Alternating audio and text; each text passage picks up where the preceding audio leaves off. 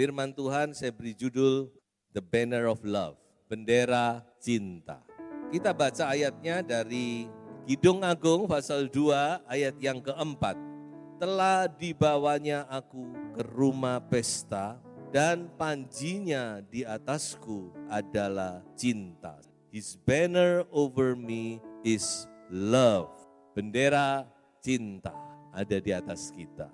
Ini adalah sebuah kalimat puisi pujaan dari mempelai wanita kepada mempelai pria. Dia membawa aku ke rumah pesta, jadi ini kayak mau ke pesta pernikahan mereka. Dan ada panji-panji, ada bendera, dan benderanya itu adalah cinta.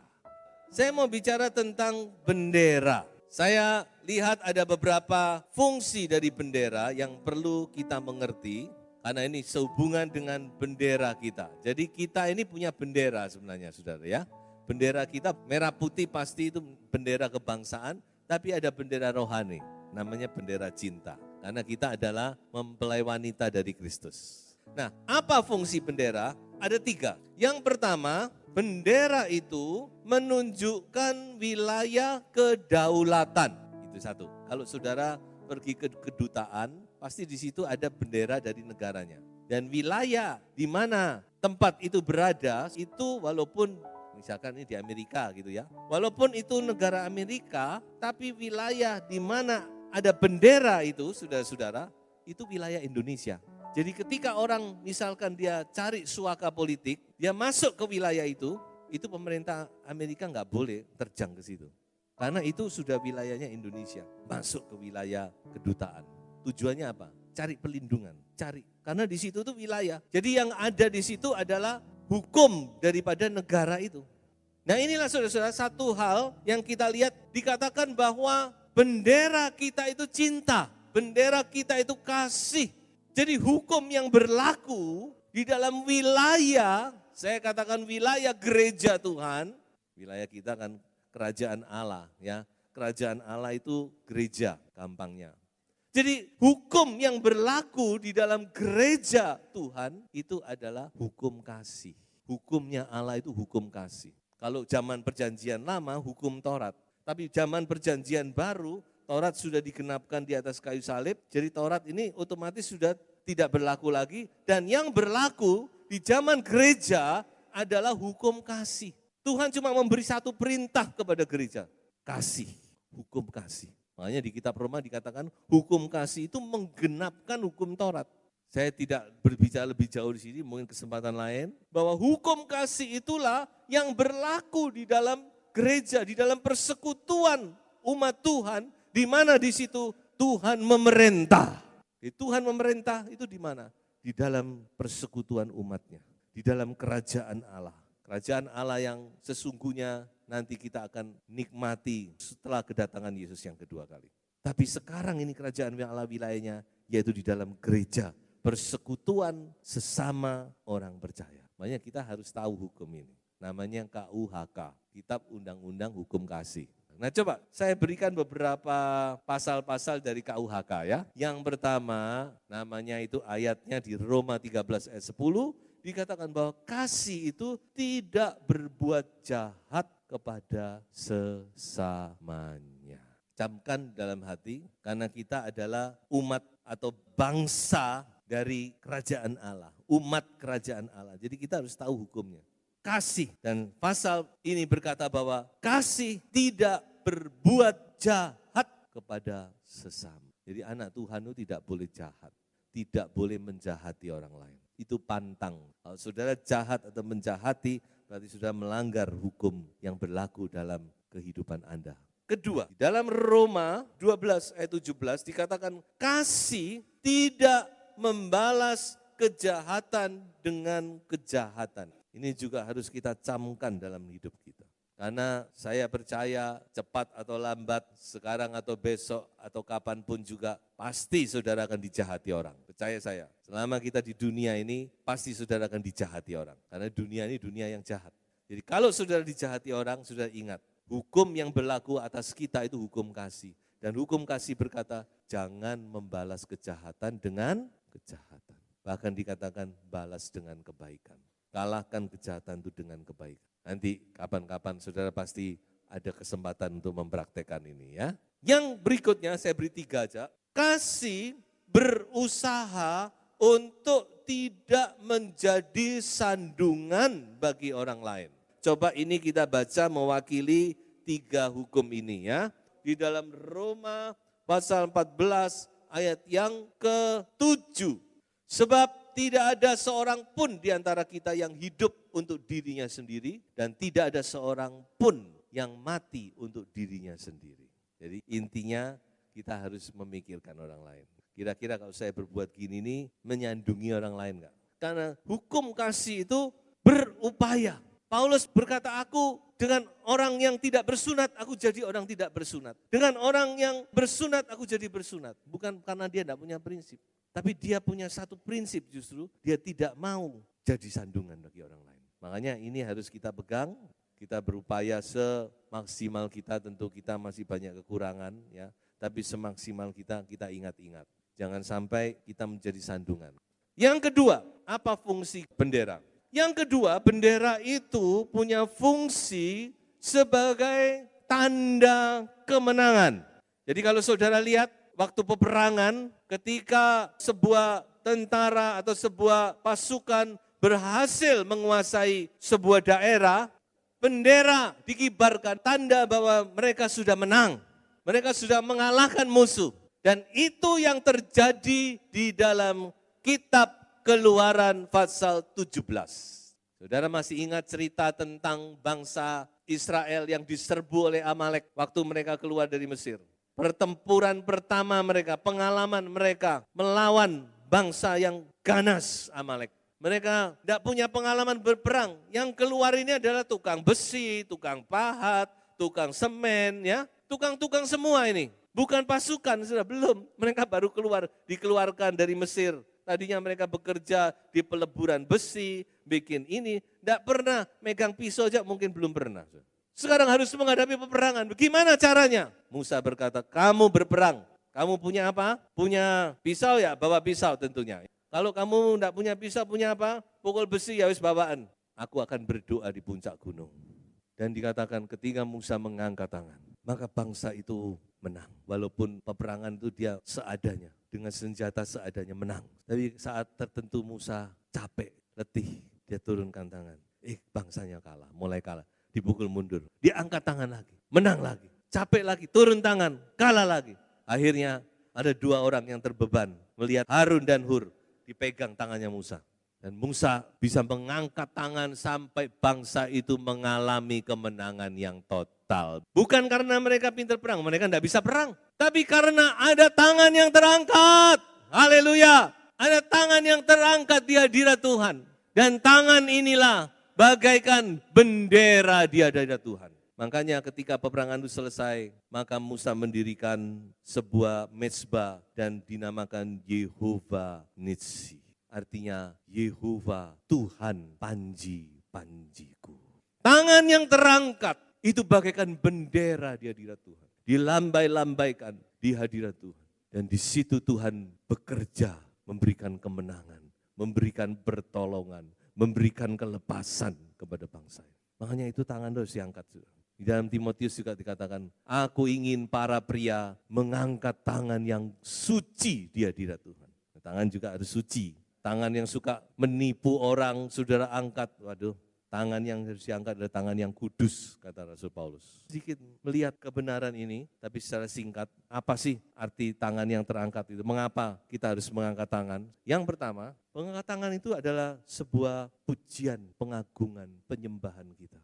Makanya jangan segan-segan saudara mengangkat tangan waktu saudara memuji dan menyembah Tuhan. Memuji, menyembah Tuhan, mengagungkan Tuhan. Haleluya. Ya, angkat tanganmu karena Tuhan senang. Itu bagaikan bendera cintamu yang dilambaikan di hadirat Tuhan. Yang kedua, mengangkat tangan itu juga sebuah doa permohonan. Mengangkat tangan, memohon. Mazmur berkata, semalam-malaman, sepanjang hari aku mengangkat tanganku kepada Tuhan. Tanganku tidak menjadi lelah. Mengapa? Karena dia sedang menghadapi masalah yang besar. Dia mengangkat tangan, Tuhan tolong. Hanya Engkau yang bisa menolong aku. Ya, angkat tangan saudara di hadirat Tuhan. Doa. Ini ada sesuatu yang punya nilai tambah, saya katakan. Tentu saudara-saudara bisa berdoa tergantung situasi kondisi ya saudara ya. Kalau saudara di kalayak ramai ya saudara berdoa dalam hati menyembah Tuhan. Tidak usah tiba-tiba saudara ngangkat tangan, dipikir saudara mau apa nanti. Tapi di gereja alangkah baiknya sudah mengangkat tangan saudara. Mengangkat tangan juga berarti penyerahan dirimu. Ini aku Tuhan. Penyerahan diri yang total. Kita mengangkat tangan kita. Dedikasi kita. Kita mendedikasikan hidup kita di hadirat Tuhan. Makanya dikatakan ketika anak Tuhan mengangkat tangan, maka Tuhan yang akan turun tangan membela. So itu angkat tanganmu, biasakan saudara-saudara. Sudah angkat tangan, menyembah Tuhan, berdoa, memuji Tuhan. Karena itu punya nilai tambah di hadirat Tuhan. Yang ketiga, fungsi bendera yang ketiga. Sebagai tempat perlindungan. Mari kita baca ayat ini, menarik sekali. Kepada mereka yang takut kepadamu, telah kau berikan panji-panji, tanda untuk berlindung terhadap panah, supaya terluput orang-orang yang kau cintai. Berikanlah keselamatan dengan tangan kananmu dan jawablah kami. Jadi bendera itu juga menjadi tempat perlindungan dalam peperangan, saudara. Ya, kalau saudara mungkin pernah lihat film perang, waktu dipanah, orang kadang-kadang ketakutan lari, tidak tahu kemana. Ketika dia lihat bendera pasukannya di sana, dia lari ke situ, karena di situ ada perlindungan. Itu kira-kira gambarannya yang kita lihat di sini. Ini bicara tentang peperangan, sebab ada panah di sini, ada perlindungan di sini, ada keluputan di sini. Jadi bendera yang dikibarkan di atas kita, dikatakan the banner of love, itu juga berfungsi sebagai tempat perlindungan kita. Manakala kita diserbu oleh musuh, dipanah oleh anak panah si jahat, dikatakan oleh Paulus. Anak panah si jahat berupa apa? Mungkin itu berupa masalah, persoalan, kekecewaan, sakit penyakit, apapun juga. Iblis itu seperti orang itu, dia bawa panah selalu. Tujuannya apa? Mana kita. Begitu kita lengah dipanah kita. Tetapi ada perlindungan dari Tuhan. Yaitu di bawah panji-panji Tuhan. Di bawah bendera kasih. Nah sekarang saudara-saudara, saya mau saudara berpikir ya berapa detik. Bendera itu kan ada gambarnya, betul? Bukan ya warna pasti, gambar pasti. Nah kira-kira kalau benderanya Tuhan, bendera kasihnya Tuhan itu, gambarnya atau lambangnya, kira-kira gambar apa yang tepat untuk menggambarkan kasihnya Tuhan? Salib, saya lebih setuju ke salib. Karena salib itulah gambaran dari kasih Tuhan. Jadi kalau ini ada bendera yang menggambarkan kasih, yang pertama adalah salib. Yang pasti kasih itu kelihatan di situ. Nah ini yang ingin saya sampaikan sebagai contoh. Raja Balak mengundang Bileam untuk mengutuki bangsa Israel dari puncak bukit. Kutuki bangsa ini. Rupanya Bileam ini nabi yang mandi ya, tapi nabi palsu dia. Dan ketika Bileam siap untuk mengutuk, yang keluar adalah berkat. Lalu Raja Balak, oh kamu mungkin tidak kelihatan dari situ, makanya kamu ngawur. Sini. Ayo, tuh lihat tuh, tugasmu mengutuki bangsa ini. Dia begitu mau mengutuk, yang keluar adalah berkat. Raja Balak mulai senewan, saudara. Kamu ini tak bayar untuk mengutuk kok. Terakhir ya, awas kamu kalau enggak mau mengutuk. Sini, lihat dari sini. Terakhir dia mengerahkan kekuatannya. Oh, berkat untuk Israel. Sampai 3 kali keluar berkat. Saudara tahu kenapa? Kutuk kok bisa menjadi berkat. Satu hal saya mau beritahu, saudara. Kan Bileam kan ngomong, apa yang Tuhan perintahkan itu yang akan aku omongkan. Mengapa kok bangsa Israel diberkati? Karena saya beritahu saudara, formasi perkemahan bangsa Israel itu membentuk sebuah tanda salib. Saudara nanti ikuti di dalam kitab Bilangan pasal 2, jumlan orangnya utara, selatan, timur, barat. Saudara akan melihat itu ada tanda salib di situ. Makanya ketika Bapak melihat salib, tidak ada lain yang bisa dia lakukan. Hanya berkat, berkat, dan berkat. Haleluya. Itulah bendera saudara yang berkibar di atas saudara. His banner over me is love. Apa love itu? Salib Yesus Kristus. Tanda kasih yang terbesar di atas bukit Golgota. Tidak ada lain yang bisa Bapak lakukan kecuali dia hanya memberkati, dan memberkati orang yang di bawah salib anaknya. Itulah Galatia dikatakan, bagi kita yang hidup dalam Kristus tidak ada kutuk lagi. Kita sudah dilepaskan dari kutuk dan yang ada adalah berkat Abraham. Galatia pasal 3. Makanya saudara percayalah, saudara ini dibawa berkat. Jangan saudara percaya yang pengajaran yang aneh-aneh, bilang kita ini masih dikutuk, kutuknya ini, kutuknya itu, kutuknya itu. Orang yang di dalam Kristus Yesus sudah dibebaskan dari segala kutuk. Yang ada di bawah kita adalah kasih karunia Allah yang melimpah. Segala kutuk bisa diubah jadi berkat. Satu contoh lagi, tawon, lebah, Mr. B namanya, lebah. Saudara pernah minum madu, makan madu atau minum madu? Saudara Alkitabiah, madu itu bagus sekali, asal asli loh ya. Tapi madu yang asli, Alkitab bilang itu membuka mata kita. Tapi saudara pernah enggak berpikir kok bisa ya dari tawon bisa muncul madu? Itu mujizat loh. Coba renungkan. Saudara tahu enggak? Tuhan mengusir bangsa Kanaan salah satunya dengan menggunakan tawon. Nanti saudara baca ya ayatnya ya. Tapi di dalam Alkitab kita dipakai kata tabuhan. Saya enggak ngerti kalau namanya tabuhan. Apakah nangung kayak tabuhan ya? Tabuhan itu tawon. Jadi Tuhan itu mengusir bangsa Kanaan. Waktu Israel masuk Kanaan, itu diusir dengan apa? Dengan tawon, saudara-saudara. Tawon yang sama, itu bagi bangsa Israel menghasilkan madu. Tapi bagi musuh, mengusir dan mencelakakan musuh. Haleluya, itulah Tuhan kita. Tidak ada yang perlu kita takutkan di dalam Tuhan, asal kita di dalam Tuhan. Tidak ada yang namanya hal yang sial. Tidak ada. Karena semua yang Tuhan izinkan terjadi dalam hidup kita, itu mendatangkan berkat bagi kita. Katakan itu hal yang sepertinya sial, sepertinya begini, sepertinya itu mendatangkan berkat. Saya akan kunci dengan itu. Tapi sebelumnya saya mau ingatkan, sudah nanti baca Roma pasal 8. Paulus berkata, tidak ada satupun yang memisahkan kita dari kasih Kristus. Sebab itu bagi saudara yang menghadapi masalah persoalan, saya tahu ada di antara saudara-saudara yang menghadapi masalah persoalan yang berat. Saudara pegang firman Tuhan. The banner over you is love. Panji-panji Tuhan yang ada di atas saudara itu panji-panji kasih. Percayalah saudara ada di bawah kasih Tuhan. Dan segala sesuatu yang diizinkan oleh Tuhan terjadi, itu akan mendatangkan kebaikan bagi saudara.